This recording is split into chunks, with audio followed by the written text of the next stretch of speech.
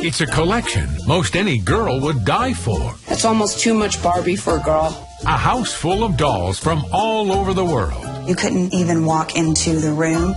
There were thousands. So what makes this inheritance so strange?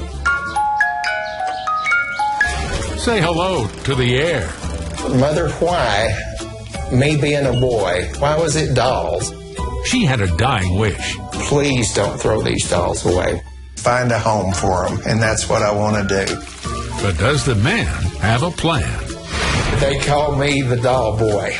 How's that working out for you? I thought you can call me whatever you want. I've got a pretty good inheritance here, boys.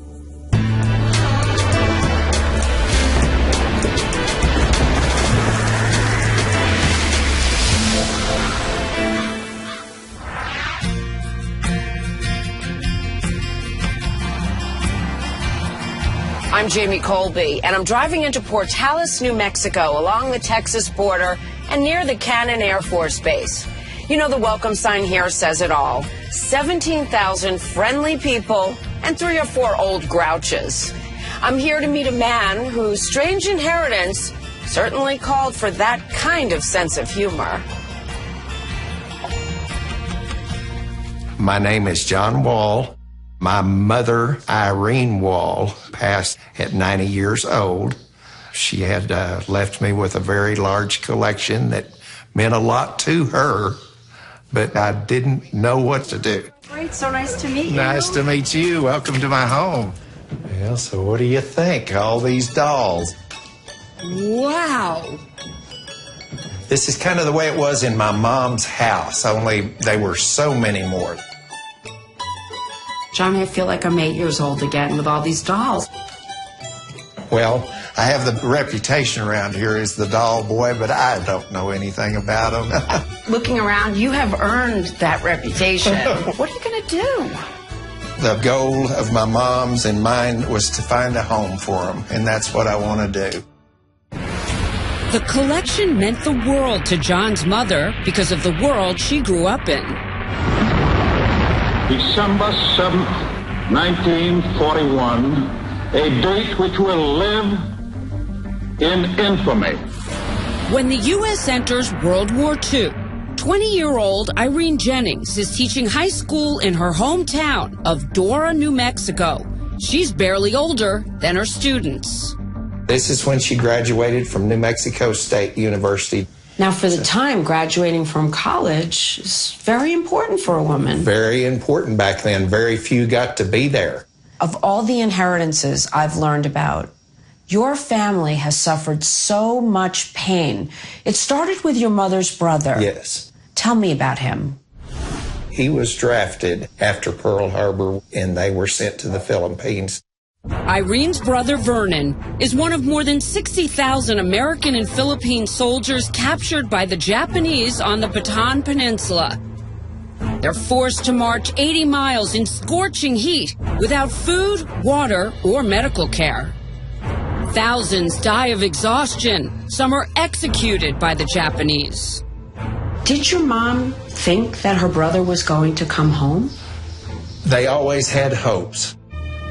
Many of the boys in Irene's classroom are eager to sign up and fight. Their way of assuring her that they will return is to promise to bring her something back, like a doll maybe. Your mom was such a beloved teacher that they brought her these dolls. Even back then, Mother was known to be a doll lover, and the students would bring them to her. The returning vets do bring Irene dolls from all over the world. Rare geisha dolls from Japan, lifelike celluloid dolls from Germany, and beautiful Duchess dolls from France. For Irene, whose hard-scrabble youth left little time for fantasy, her foreign dolls open a window to the big wide world. My grandparents were sharecroppers. Toys was not one of those luxury items they had a lot of, and I think once she became financially able, she had those feelings that I love dolls, and I think that's what I would like to collect.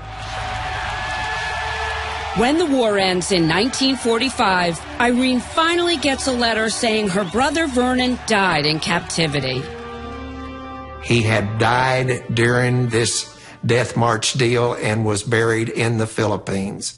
In a twist of fate, this tragic news brings Irene in contact with the man she would eventually marry. A man who nearly starved to death in a Japanese prison camp. When my dad came home from the service, he felt he owed it to the families of Roosevelt County to go around and talk to them about their loved ones that they lost. And my mother's brother was one of them. And then that's where they got acquainted. As she collected all these dolls, what did your dad say? My dad let my mother have a lot of reins. Irene was a very keen woman. John Wall Jr. is their only child. He grows up, marries a hometown gal, starts a family of his own, and gets a job as a groundskeeper at New Mexico State University. Over the years, Irene's ever-growing collection is a marvel to her great-niece, Lori Davis. Every year we went over there were more dolls in her house. There was Campbell's Soup dolls, Flintstone dolls, dolls like Shirley Temple. Irene invests thousands of dollars into collecting a wide variety of dolls. Then in 1977, her husband, John Sr., dies of respiratory failure at the age of 63. Irene's obsession with dolls only grows after her husband's death. That worries her little sister, Juanita. I'd say, Irene, do you know what a mess your house is in? And she'd say, it's my house. Juanita asked her daughter Emma and her granddaughter Laurie to go to Irene's house and conduct a head count. A census might be more like it. Are there hundreds of dolls? 1,000? Many thousands? I was shocked, and I know Lori was really shocked.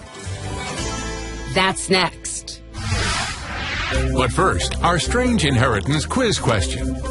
The world's priciest doll is the $6 million Clockwork Louise Allure doll. What makes it so special? It was owned by Marie Antoinette? It was the Barbie prototype? Or because it has thousands of moving parts?